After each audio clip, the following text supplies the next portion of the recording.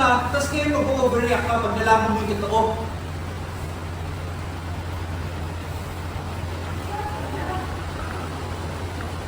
Hindi ko naman alam na namasukan siya dito.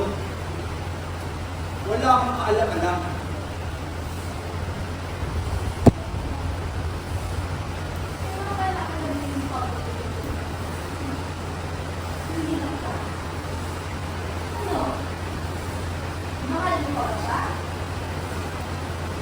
Hindi ko ba malinaw sa'yo? Na ikaw ang pinili ko. Iniwan ko siya kahit buntis siya. Hindi ba sapat yun?